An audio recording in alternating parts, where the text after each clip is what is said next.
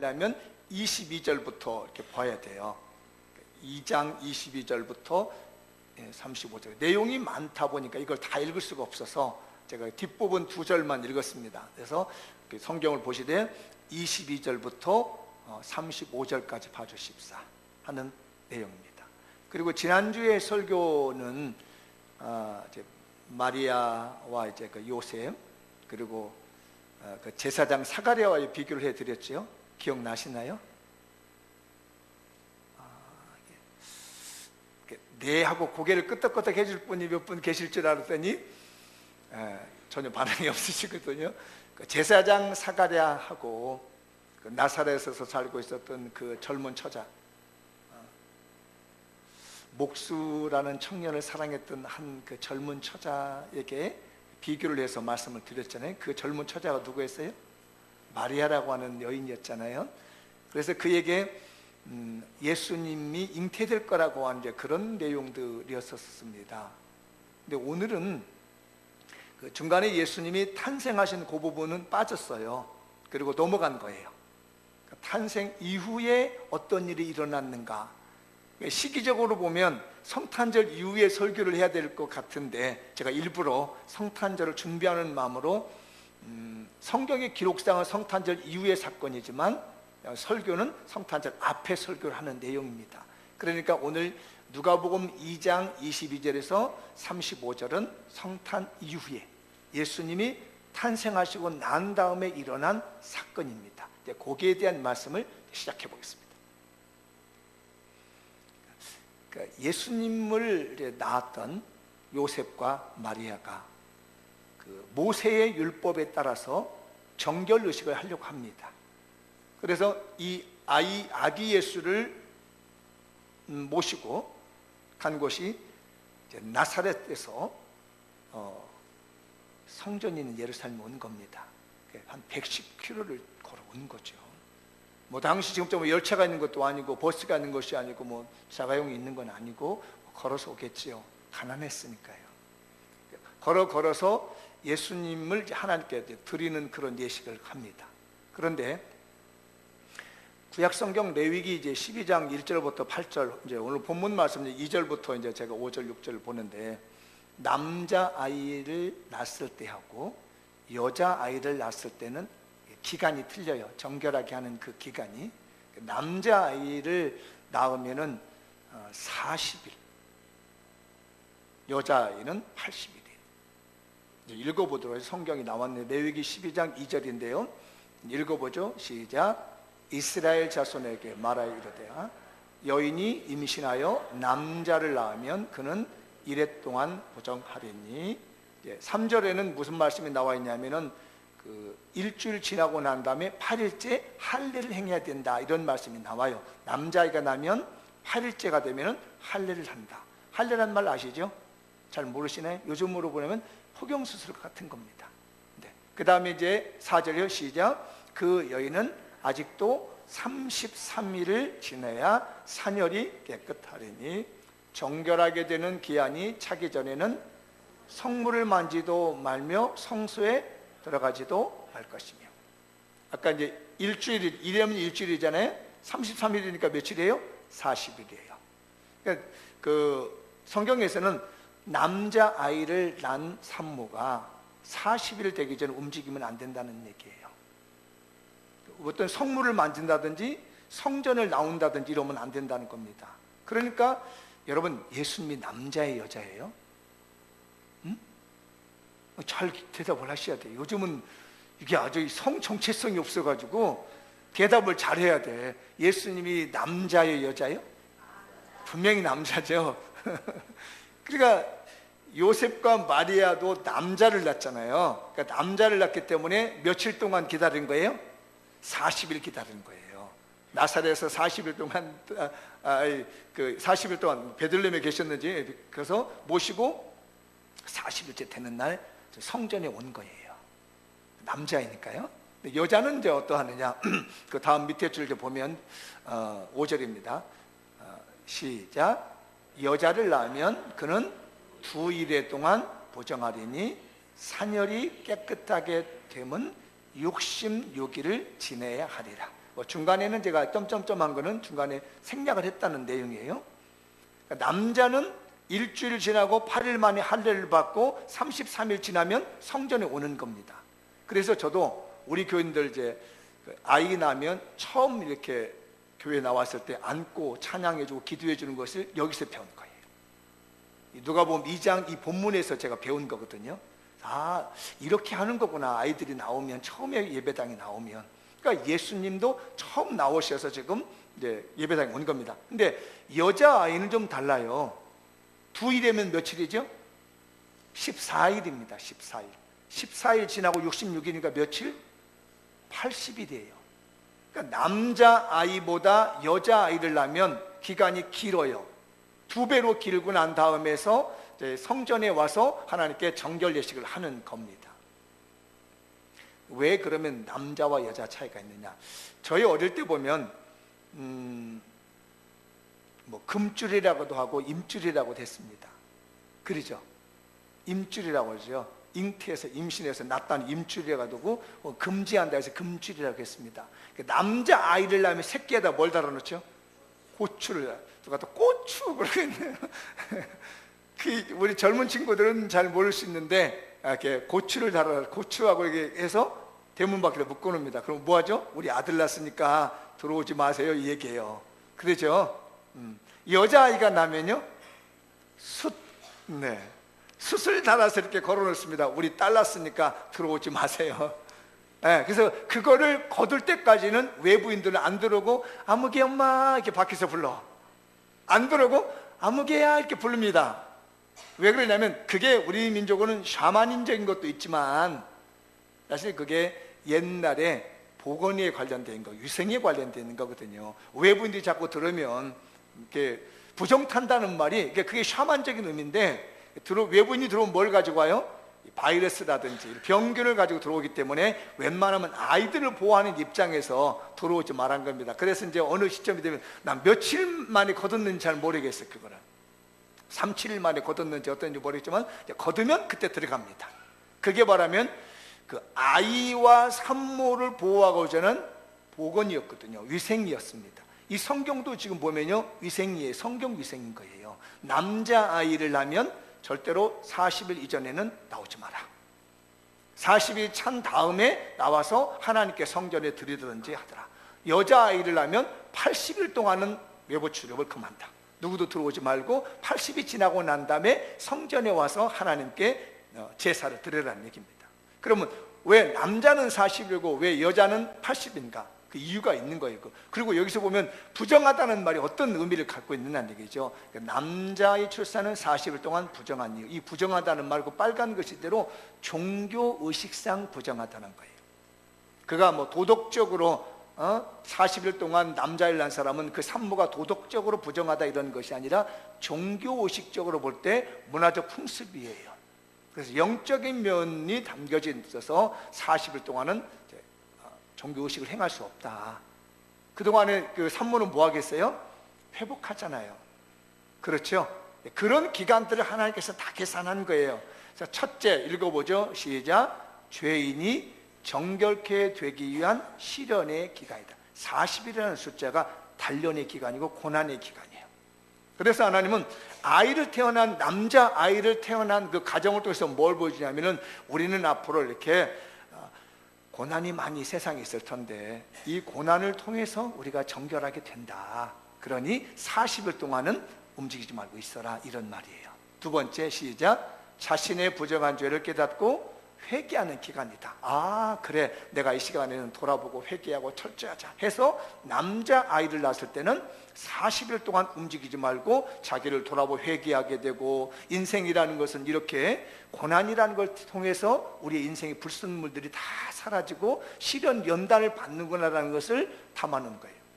근데 여자아이들은 왜 그럼 80일이냐? 여자아이들에는 의미는 좀 달라요. 첫째부터 읽어볼게요. 시작. 출산할 때 여자아이가 남자애보다 산모의 피와 분비물이 양이 더 심하기 때문이다. 남자아이를 낳는 것보다 여자아이를 낳는 것이 몸에서 분비물이 나니까 그게 회복되는 기간도 길다라는 거예요. 둘째 시작.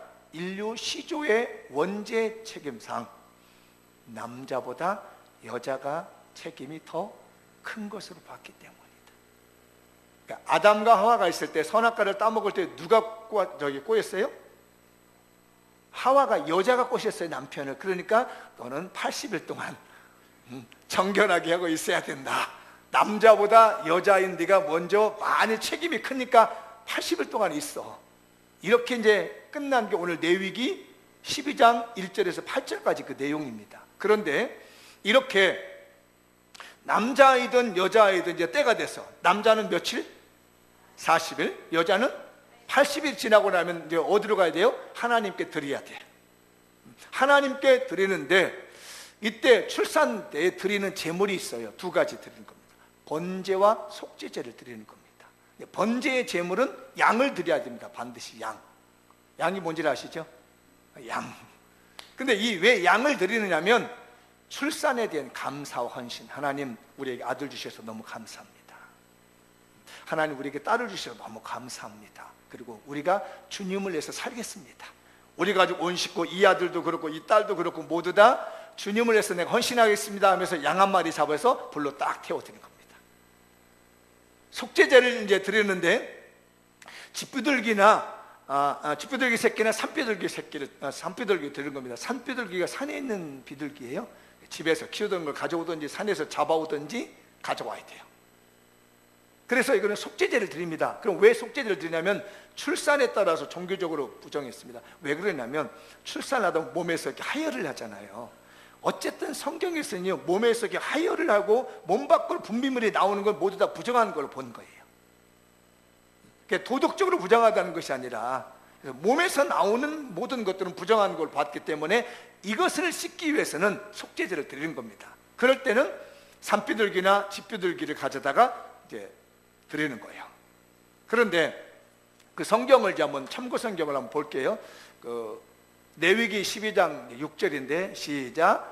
아들이나 딸이나 정결하게 되는 기한이 차면 그 여인은 번제를 위하여 1년 된 어린 양을 가져가고 속죄제를 위하여 쥐비둘기 새끼나 산비둘기를 회막문 제사장에게로 가져갈지. 그러니까 이 기간이 되면 양 가지고 가야 되고 뭐 비둘기를 가지고 가서 제사장에 드리면 번제 드리고 그 다음에 속죄제 드리고. 그래서 우리 교회들도 그 요즘은 그 병원에서도 못 오게 하죠. 가족회에 지정된 가족회에는 못 들어오게 하잖아요. 저는 잘한다고 봅니다. 그래서 제가 다른 일에는 불이 나게 뛰어가는데 출산한 데는 느긋합니다. 전화만 해놓고 잘 있어요. 아마 산모는 서운할 줄 몰라. 목사님 와서 축복 기도 해주고 그러는데 성경도 보면 40일 기다리라고 그러고 80일 기다리라고 그러니까 내 마음은 간절해서 그에게 축복해주고 싶지만 위생학적으로 성경 위생상 외부인이 가서 이렇게 바이러스를 끌고 가든지 이런 것들 끌고 가면 안 되니까 저는 요즘 그 병원에서 잘 막고 있다고 봐. 시할머니들 시어머니들 서운할지 모르지만은 하여튼 막아줘야 됩니다. 분명히 성경도요, 남자아이는 40일 여자아이는 80일 외부인과 접촉을 금하고 처음 출입하는 때가 언제냐면 남자아이는 40일째 여자아이는 80일째. 재물 들고 와서 어디로 가요? 제일 먼저 오는 곳이 외출하는 곳이 어디냐면 성전이었어요.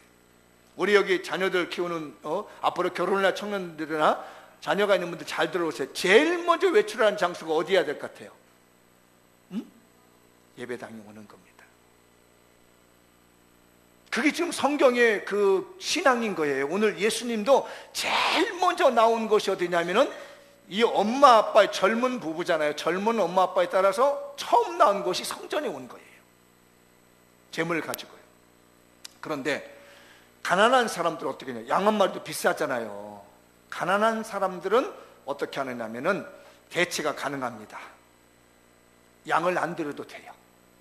번제를 드릴 때 양을 안 드리고 그냥 비둘기를 드릴 수 있습니다. 비둘기 2마리 가지고 와서 한 마리는 번제로 드리고 한 마리는 속죄제로 드립니다. 우리 사회라는 게 그때 사회도 그렇지만 이 양을 살 만한 그런 돈이 없는 사람이 있거든요. 근데 왜 성경은 그러면 양을 들 수 없는 가난한 사람들은 번제로 대체할 그 비둘기가 가능하냐면 가난한 자들이란 우리 하나님의 세심한 배려입니다. 또 하나는 뭐냐면 부자나 가난한 사람들이라 누구든지 하나님 앞에는 예배를 드려야 된다. 부자라고 해서 뭐 예배 드리고 가난한 자라고 해서 예배 안 드리는 것이 아니라 부자나 가난한 자 누구든지 다 할 일이 있는데 아이를 낳으면 하나님께 감사와 경배를 드려야 되신다. 그 생명을 주신 하나님께 감사를 드리는 마음으로 어쨌든 그냥 번제 양 못 드리면은 비둘기라도 잡아오라는 얘기입니다. 집에서 안 키워 산에 가서 한 마리 잡아오라는 얘기예요. 근데 산에서 잡아올 때는 날아다니는 비둘기 잡을 수 있어요, 없어요? 그 뭐라 하냐면 새끼 잡아와. 자, 이거 보면요 하나님이 우리를 얼마나 아끼고 있는지, 하나님의 백성들 정말로 섬세하게 우리를 아끼고 있는 걸 볼 수 있습니다. 하나님께서 여러분들을 2016년을 그렇게 아껴주신 줄 압니다. 아주 세심하게 이렇게 아껴주신 거예요. 그래서 이렇게 이제 이 사람들이 이제 재물을 가져와요. 그러니까 가난한 사람들 양을 못 드리니까 비둘기 가져온다고 그랬지요. 그래서 오늘 본문에도 보면요 예수님의 육신의 부모가 되는 요셉과 마리아가 올 때 양 가지고 왔단 말 없습니다. 뭐라고 하냐면 산비둘기 새끼, 산비둘기 한 쌍이라든지 집비둘기 2마리를 가지고 왔다고 해요. 그 중에 하나를 가져왔으면 또는 이란 말이 나오거든요. 그러니까 둘 중에 하나를 가져오는 거예요. 왜냐하면 목수가 뭘 별 먹고 살 게 뭐 있어요. 부모한테 받아놓은 재산도 없고 이 젊은 요셉이라고 하는 젊은 이 청년이 그저 목수 일해서 먹고 사는데, 마리아는 이 처자든 말이에요 부자에서 재산 받아온 게 아니거든요. 그 나사렛이라고 하는 촌동네에서 말이면 두 청년이 알콩달콩 사랑을 해가지고 있는 것도 없이 그냥 사랑했는데 하나님의 은혜를 받아가지고 이 사람들이 좀 일어나고 있는 거잖아요. 그러니까 그 먼 곳에서 재물을 가져오는데 양을 가져올 수 있는 재력이 못 되는 겁니다. 그러니까 가져오는 것이 비둘기 잡아다가 이제 우리 아들 낳았으니까 하나님께 드리고 가자 하고 찾아오는 거예요. 그렇게 지금 요셉과 마리아가 아기 예수님을 모시고 성전에 찾아왔습니다. 그러니까 이 시간은 한 40일쯤 된 겁니다. 초췌한 모습으로 왔겠죠. 뭐 누구처럼 좋은 집에서 화려하게 이 아이를 데려올 수 있겠습니까? 목수가 돈을 벌면 얼마나 벌었겠어. 이 젊은 부부들이 받아놓은 재산도 없이 왔으니 얼마나 초라하게 왔겠습니까? 그저 그냥 이 아이 안고 와서 성전에 들어오는데 어떤 일이 벌어지냐면 거기에서 한 뛰어난 인물이 기다리고 있었던 겁니다. 그게 시몬이라는 사람입니다. 시몬이라는 사람은 정승에 보면 어떤 사람이냐면 정설은 아니고 전승입니다. 유대의 유명한 율법학자가 있습니다. 혹시 여러분 가말리엘이라고 들어보셨나요? 가말리엘 들어보셨죠? 가말리엘이 누구냐면 사도 바울의 선생님이에요. 그 아버지가 시몬이랍니다. 오늘 본문에 나오는 이 시몬이. 그리고 굉장히 똑똑한 사람이잖아요. 성경 율법을 깨뜨리고 있는 유명한 사람이 시몬인데, 이분이 이제 나이가 들어서 죽어야 되는데 하나님께 받은 말씀이 있는 겁니다. 너는 죽기 전에 반드시 메시아를 보게 될 것이다. 너는 메시아를 보기 전에 절대 못 죽어. 오늘 성경 본문에는 그리스도를 본다고 말하고 있거든요. 너는 그리스도를 봐야만 죽어 라고 하고 성령의 감동을 받고 있는데, 갑자기 어느 날 되니까 성령께서 야, 너 빨리 성전에 나가봐라 이런 겁니다. 이 시몬에게요, 너는 메시아를 보기 전에는 죽을 수 없다라고 감동 주시고 기다리고 있는데 어느 날 너 빨리 나가봐, 빨리 성전에 나가봐라. 그래서 성령의 지시함을 따라서 성전에 막 나갔더니 이 젊은 부부가 아이를 안고 딱 온 겁니다. 그 아주 촌뜨기가 말이에요. 생긴 건 촌하게 생겨가지고 이렇게 해서 이 청춘 남녀가 이제 막 아이를 안고 와서 봤는데 시몬이 놀라운 광경을 본 겁니다. 그래서 이 시몬이 그 아이를 다 끌어왔습니다. 그래서 제가 이걸 보고 아이 오면 제가 투와가지고 다 끌어안는 이유가 그겁니다. 우리 교회에서 교회 처음 나오면 아이들이 이제 끌어안아 주잖아요. 제가 신문에서 배웠잖아요. 아, 이렇게 하는구나. 그래서 이 시몬에게 있어서는 예수님의 탄생이 어마어마한 탄생이 된 거예요. 그래서 제가 이번에 우리 오는 2016년도에 성탄절은 이렇게 됐으면 좋겠다는 생각이 들었어요. 읽어볼까요? 시작. 율로게오 성탄을 맞이합니다. 어려운 단어 써서 미안합니다. 그래서 어렵다는 얘기입니다. 율로게오란 말에 굉장히 핵심이 들어있어요. 오늘 본문의 28절과 34절을 보도록 할게요. 뒷부분은 제가 34절 뒷부분은 생략을 했습니다. 그냥 읽어만 보면 될 것 같아요. 28절 시작. 시몬이 아기를 낳고 하나님을 찬송하여 이르되, 이 아이가 누구예요?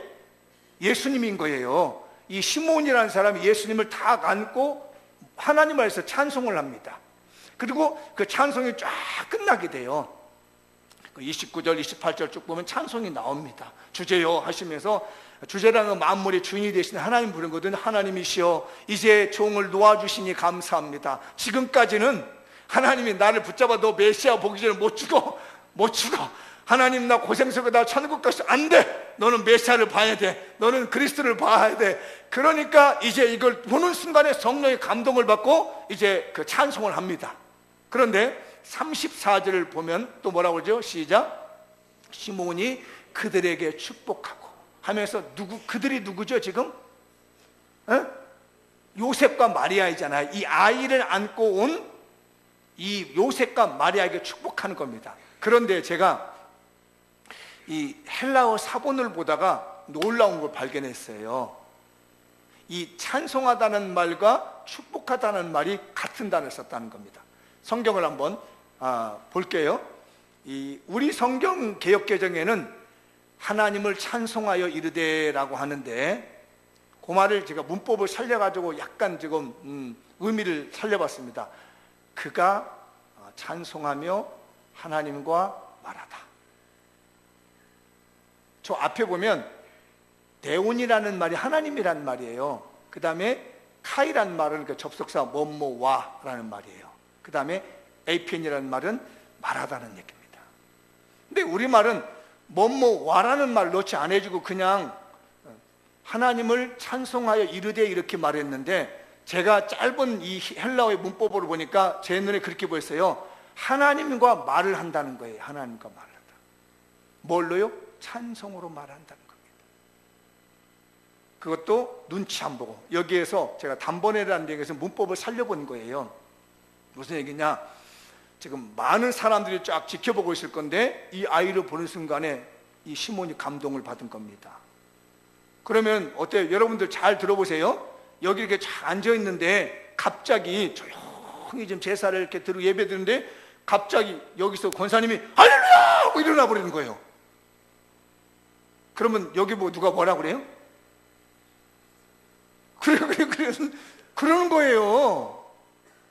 그 분위기라는 게 있거든요. 분위기라는 게 있어서 내가 기뻐도 얼굴 표정 해야 돼. 막 손들고 찬양하시거나 벌떡 일어나고 싶은데도 그 분위기라는 게 벌떡 일어날 수가 없는 거예요. 그러는 그 조용한 분위기 가운데 있는데 성령의 감동을 받아서 성탄하신 예수 그리스도 메시아를 보는 순간에 탁 안고 이걸 견딜 수가 없는 거예요. 그래서 단번에 하나님을 찬송해 버린 겁니다. 주변에서 깜짝 놀라겠죠. 여기서 기쁘다 구주오셨냐면 이게 웬 미친 사람이라 할 줄은 몰랐지만, 이 시므온은 하나님의 감동이 너무나 컸기 때문에 그동안 자기를 죽이지 않으시고 살려주신 그 감동이 너무 컸기 때문에 단번에 일어나는 겁니다. 눈치 볼 것도 없이, 다른 사람 살필 것도 없이 하나님과 대화를 시작하는 겁니다. 주제요 하면서 나의 주인이시여 만군의 하나님이시여 하면서 높여 찬양을 올렸다는 거지요. 그렇게 보면 이 시몬이라는 사람은요, 옛날부터 하나님과 대화를 하는 데서 찬송을 하던 사람이었다는 거예요. 이번 성탄절이 이렇게 우리에게 찬송이 팍 터져 나올 수 있는 그런 성탄절이 됐으면 좋겠습니다. 우리 교인들에게 하나님이 성령의 감동을 줘가지고 갑자기 야 할렐루야 하나님이 역사하셨다 이렇게 외칠 수 있는 율로게오의 성탄이 되길 바랍니다. 그 율로게오라는 단어가 찬송한다는 얘기예요. 찬송한다. 여기는 그냥 율로게센이라고 했는데 그건 어형이 변화가 된 거고요. 원형은 율로게오예요. 그 원형이 변형돼서 제가 단번에 이 표현한 거거든요. 갑자기 막 이렇게 누구 눈치 보지 않고 확 일어나는 것. 그런 신앙의 인물이었다는 거예요. 여러분들 누구 눈치 보지 않고 하나님을 찬송할 수 있는 성탄의 축복이 우리 교회에 임할 줄 압니다. 오늘 이 설교를 듣는 여러분들에게 사람 눈치 보지 않고 주변 환경 보지 아니하고 하나님이 그냥 확 부어주시는 은혜, 하나님의 놀라운 은총, 하나님의 놀라운 능력이 이번 성탄절이 될 줄 믿습니다. 그런데 아까 본 34절을 또 보면요, 시므온이 그들에게 축복하고라는 말에 비슷해요. 앞에 쓴 것처럼 율로게센이라는 말을 쓰거든요. 슈메온이라는 말, 시므온이라는 말인데, 시므온이 그들에게 축복했다.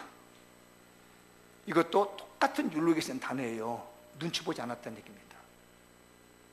근데 신기하잖아요.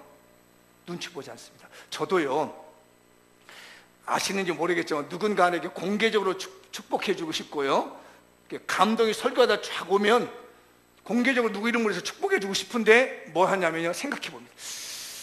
이거 해가지고 또 누가 또 뭐 시기 하는 거 아니야? 저 생각 많이 합니다. 여기서 이름 한번 부를 때도요, 여기 한번 이렇게 지적할 때도요, 참 생각 많이, 여기를 할까 저기를 할까 하다가 에이 여기 하자 이러거든요. 왜냐하면 제 가슴은 새 가슴이거든요. 그래서 생각을 많이 하는데 이 시므온은 말에 그런 거 안 따지는 겁니다. 그리고 막 갔다가 축복을 빌어주는 거예요, 그 아이한테. 그러니까 뭐라고 하냐, 옆에서 저 사람 미쳤나 봐. 다른 사람 왔을 때는 그냥 주여 조그만하게 기도하고 축복해 주는데 갑자기 이 아이한테는 왜 이러는 거야? 그런 느낌이 들게끔 만든 단어가 율로게센이라는 거예요. 눈치 볼 것 없이 그냥 단번에 그냥 축복받아! 이렇게. 여기다 축복받으라겠다고. 내가 왜 자꾸 여기 있는지 알아요? 여기는 가려져 가지고 메시지가 잘 전달되지 않을 것 같으니까 한 번이라도 더 주고 싶은 거야, 여기는. 그랬더니 또 다 일이 쏠려가면 곤란해.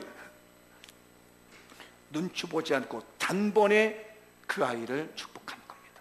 이게 율로게오라는 거예요. 하나님께서 이런 사람 저런 사람 눈치 보지 않고 이번 성탄절을 맞이한 우리 장미원 교인들에게 축복 주시길 믿습니다. 근데 이 율로게오라는 단어가 참 특이해요. 똑같은 단어인데 쓰임새에 따라서 다릅니다. 넘겨줘 봐요. 28절에는 율로게오를 찬송이라고 얘기를 해요. 근데 34절 이걸 축복이라고 얘기합니다. 누구를 향하였느냐가 당한 거예요. 율로게오가 하나님을 향하면 뭐가 돼요? 찬송이 되는 거예요. 율로게오가 사람으로 가면 축복인 거예요. 마치 동전의 앞뒤와 같아가지고요, 하나님을 향하면 찬송한다, 사람으로 향하면 축복한다는 말이에요. 그래서 기가 막히게 단어를 쓴 겁니다. 그러니까 축복과 찬송이 떨어져 있는 게 아니라는 얘기입니다. 좀 우리가 좀 알아야 될 게 있는데, 여러분 신앙 들통날 수 있으니까 대답하지 마세요. 내가 질문을 할 테니까 대답하지 말아요.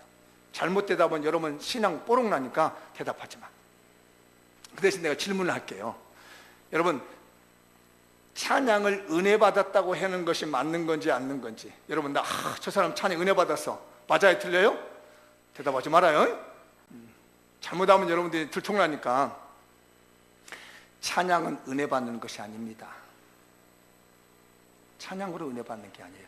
은혜의 수단은 말씀과 성찬입니다. 내가 은혜를 받을 수 있는 것은 하나님의 말씀과 성찬이에요. 그러면 찬양은 뭐냐? 하나님께 영광 돌리는 수단인 거예요. 그래서 우리가 당신의 찬양이 은혜 받아서 이렇게 말하면 안 되는 거예요. 그러면요, 찬양을 모독한 겁니다. 하나님께 가야 될 찬양을 땅으로 곤두박질 친 거예요. 그 찬양은 사람들이라고 부른 게 아닙니다, 여러분. 노래는 사람들이라고 합니다. 그러나 찬양은 사람들이라고 하는 게 찬양이 아니에요. 찬양은 누구들이라고? 하나님께. 그래, 율로게오는 하나님께 가는 거예요. 그런데 이상하잖아요. 찬양을 듣고 있다든지 찬양을 부르고 있으면 내가 막 눈물이 나고 감동을 받고 은혜 받는 거 뭐냐는 얘기예요. 이건 뭐예요? 그게 바로 하나님이 우리의 찬양을 기뻐 받으시고 내려주신 축복이에요. 찬양이 나에게 직접적으로 와서 은혜를 끼쳤다고 생각하면 여러분들은 큰일 납니다. 하나님의 찬양을 모독한 것이고 하나님을 향한 찬양을 땅에다 곤두박질 친 사탄과 같은 일을 한 겁니다. 그런데 하나님이 우리가 드리는 찬양을 쫙 부르면 하나님이 찬양을 받으시고 그 백성 모두에게 축복을 내려주는 거예요. 그 축복을 받은 우리가 감동이 되는 거고 눈물이 나는 겁니다. 그래서 이 성가대를 많이 느낄 수 있어요. 여러분들도 찬양의 영을 받은 사람도 느낄 수 있는데요, 성가대에서 찬양을 하다 갑자기 눈물이 쏟아진 사람이 있습니다. 막 폭포수 같은 눈물이 쏟아질 때가 있습니다. 저도 예전에 성가대 할 때 그랬습니다. 찬송을 부르는데 별것도 아닌 찬송이 확 눈물이 나가지고 막 견딜 수 없는 찬양을 느꼈습니다. 그게 뭐냐, 내가 드리고 있는 찬양을 하나님이 받으시고 나에게 축복하고 있는 거예요. 율루게워. 잘 쓰셔야 됩니다. 가사의 은혜 받으십시오 이런 얘기하면 안 되는 거예요. 내가 노래는 못하고 찬양은 못하지만 가사의 은혜 받으십시오가 아니에요. 이거는 은혜의 수단은 하나님의 말씀과 성찬이 은혜의 수단이고, 내가 하나님께 부르는 것은 잘하든 못하든 중요한 것이 아니라 내 열심을 다하여 내 열정을 다해서 나의 창조신 하나님께 영광을 돌리면 하나님이 그걸 받으시고 우리에게 베풀어 주시는 것이 축복이라는 거예요. 그것 때문에 내가 감동을 받는 것이지, 우리 찬양은 사람 들으라고 하면 안 됩니다. 아시겠어요?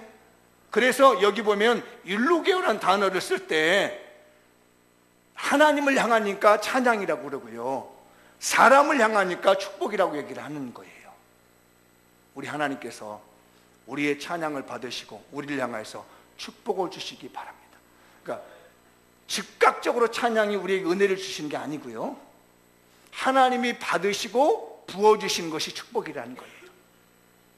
이번 성탄절 그런 복 받읍시다. 옆 사람에게 한번 이렇게 권합시다. 율루게의 성탄이 됩시다. 여러분 정말 어려운 단어 하나 배우고 간 겁니다. 율루게오. 이제 근데 나갈 때 율무차고 있었다고? 이런 것도 곤란한 거예요. 이제 오늘 성탄절 율무차 먹기로 했다고? 율루게오. 하나님을 향하면 찬양이고 사람으로 향하면 축복이다. 그래서 시므온이 이 단어를 통해서 하나님을 찬양하고 이 부모에게 축복하는 거예요. 이번 성탄절 율루게오가 됩시다. 또 하나 말씀 읽어보죠. 시작. 성탄절을 맞이하여 시므온의 복을 받읍시다. 한 번 더 시작. 성탄절을 맞이하여 시므온의 복을 받읍시다. 25절을 한번 읽어보도록 하죠. 시작. 예루살렘에 시므온이라는 사람이 있으니 이 사람은 의롭고 경건하여 이스라엘의 위로를 기다리는 자라, 성령이 그 위에 계시더라. 여기 중에 이스라엘의 위로를 기다리는 자라는 말입니다. 이 시므온이 누구냐면 이스라엘의 위로를 기다리는 자인데 그에게 성령님이 그에게 함께 하시더라. 그러면 이 위로를 기다린다는 말을 알려면 400년 전 일을 기억을 해야 됩니다. 어려운 단어입니다. 지금부터 간단하게 400년 이야기를 해볼게요. 그러니까 예수님이 오시기 전에 400년 전에 선지자가 하나 있었습니다. 혹시 아시나요? 말라기 선지자죠. 말라기 선지자, 구약성경의 맨 마지막에 있는 그 선지자가 말라기 선지자입니다. 이 말라기라는 선지자로부터 마태복음, 마가복음, 누가복음, 요한복음 이 사복음서 사이에는 400년이라는 시간이 빠져 있는 거예요. 그러면 그때 당시 성경에서 400년 동안 빠져 있는데 인류 역사는 그때 무슨 일이 일어났느냐? 이 성경의 주요 장소가 되고 있는 그 지중해하고 근동 지역에서 어떤 일이 벌어지냐면, 바벨론이라는 나라가 페르시아라는 나라에 무너지게 됩니다. 그리고 페르시아라고 하는 나라가 헬라라고 하는 나라에 무너지게 됩니다. 그리고 헬라라고 하는 나라가 로마에게 멸망하고, 이게 400년 지나간 거예요. 짧죠? 제일 어느 나라에 어느가 망했다고? 바벨론이라는 나라가 어디에 망했다고요? 페르시아. 페르시아라는 나라가 누구에게 망했다고요? 헬라. 헬라라는 나라가 누구에게 망했다고요? 로마에게 망한 거예요. 그렇게 망하는 사이에 현재 이 시몬이 살고 있는 이 시대에, 예수님이 살고 있는 이 시대를 누가 지배하고 있었냐면 로마라고 하는 나라가 와서 이 나라를 지배하고 있는 겁니다. 우리나라에도 일제강점기가 있었습니다. 아마 친일파 외에 정말로 민족운동을 했던, 독립운동을 했던 분들은 엄청나게 힘들었습니다. 그렇죠? 지금도 힘들었습니다. 이때 당시도 마찬가지였습니다. 친로마주의자였던 헤롯은요 굉장히 잘 살았습니다. 지난주에 말씀드렸죠. 옥타비아누스라는 안토니우스에게 보여가지고 말입니다. 유대를 점령하시는 왕권을 얻어온 사람이 헤롯 왕이에요. 친로마주의자거든요. 그러나 이런 시몬 같은 이런 사람들은요 친로마주의자가 아니에요. 그렇기 때문에 당연히 어렵게 사는 겁니다. 힘들고 어려워해요. 핍박받습니다. 우리나라 광복을 위해서 얼마나 많은 선열들이 눈물을 흘리고 목숨을 버렸습니까? 그런 것처럼요 이 나라도 그랬습니다. 오죽했으면 셀롯당이라는 사람들이 반란을 일으키자 해서 로마 정부에서 반란을 일으키기도 했으니까요. 너무 힘드니까 약탈해가고 그렇게 어렵게 살고 있는 가운데 이스라엘 사람들에게는 소망이 하나 있습니다. 메시아가 오시면 싹 정리된다고요.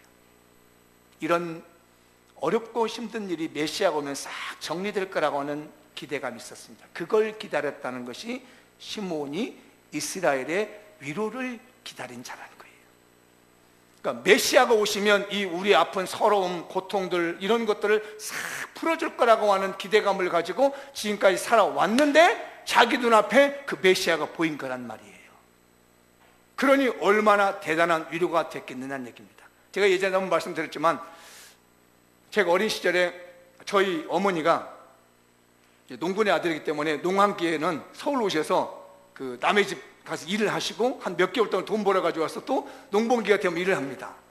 그러니까 몇 년간 다녔기 때문에 저는 어린 시절이 엄마를 기다리는 마음이 늘 그리웠습니다. 그런데 지금도 기억나는 게 어느 날 학교를 가려고 하는데 뭐를 다 심어놓고 이제 다 뭐가 어느 정도 자랐는데 어머니가 이제 오실 때가 됐는데 안 오는 겁니다. 근데 어느 날 학교를 가려고 하는데 동네 앞에 형이 야! 니네 엄마 와! 그러는 거예요.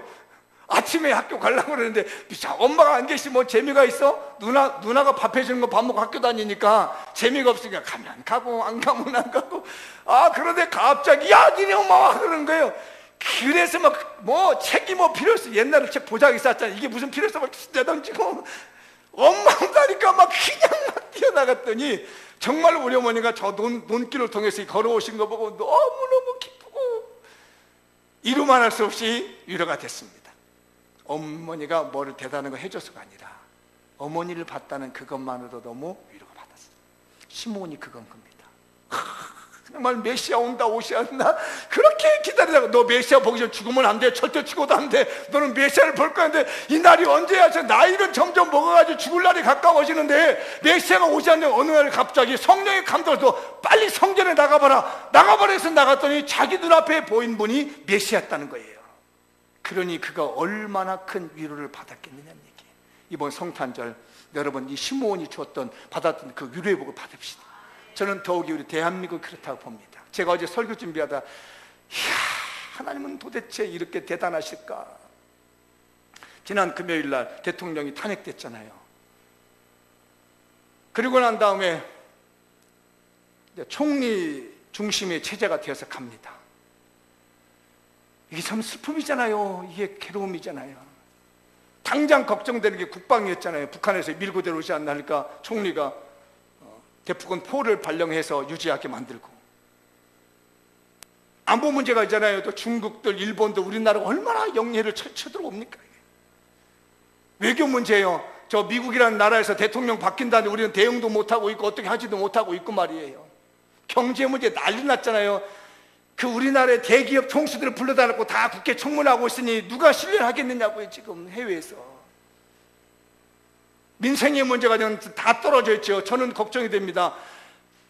IMF보다 더 어려운 시기가 내년이 되지 않을까 싶어져서 내심 참 기도가 많이 됩니다.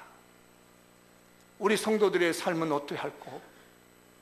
우리 성도들이 힘들게 이 추운 겨울과 같은 2017년도를 어떻게 지나가야 되는가 싶어지니까 차라리 내가 밀어냈으면 좋겠다. 난 바보 천치가 돼 백치가 돼가지고 이런 것이 안 보였으면 좋겠다는 마음이 들 정도로 가슴이 정말 절박합니다. 아마 우리의 2016년도 마지막 성탄절을 맞이하고 우리 대한민국의 상황이나 예수님의 탄생 당시에 유대 땅의 상황은 절반 다르지 않았을 거라면 로마의 압제를 받고 있는데 우리는 지금 국난을 겪고 있고 가슴에 슬픔을 안고 배신감을 느끼고 있고 그 울부짖는 소리들이 여기저기서 터져나오고 이런 절박한 대한민국의 성탄절 앞두고 우리들의 마음속에 제가 설교를 준비하다가 얼마나 간절했냐. 하나님 기적을 주셔야 되겠습니다. 우리 대한민국에 위로를 주십시오. 우리 대한민국 백성들에게 하나님 위로를 주십시오. 이렇게 처참하게 지켜버린 우리들의 마음속에 하나님 위로를 하게 해주십시오. 하나님의 기적이 필요합니다. 시므온이 이스라엘의 위로를 기다리게 되는 것처럼 우리 모두가 시므온이 되어서 하나님의 위로를 기다리는 대한민국의 백성이 되어야 되겠다는 것이죠. 우리 장미연 교회 성도들이 하나님의 위로를 기다리는 자가 되어야 되겠습니다. 정말 저는 애탑니다. 이번 성탄절 하나님 제발 이 성탄의 기쁜 소식을 통해서 남들로 상상할 수 없는 세계 역사에서 찾아볼 수 없는 하나님의 대기적이 일어나서 대한민국이 역전되어서 안보가 살아나며 외교가 살아나며 경제가 살아나며 국방이 튼튼해지시는 하나님의 시므온의 축복, 기적의 축복이 이번에 성탄절에 나타나기를 주의 이름으로 축원합니다. 우리는 이것을 기도해야 되겠습니다. 하나님 제발 시므온에게 위로의 하나님이 되신 아버지여, 우리 성탄절에 시므온에게 주신 축복을 주십시오. 우리 장미연 교회에게 주십시오. 여러분 너무 가슴이 아프잖아요. 이게 얼마나 창피한 일입니까? 부끄러운 일입니까?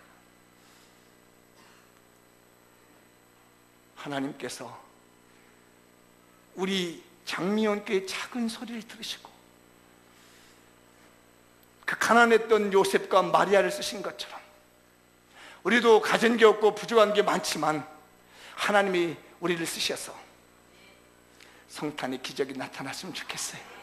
하나님의 위로가 나타나는 축복의 성탄이 됐으면 좋겠습니다.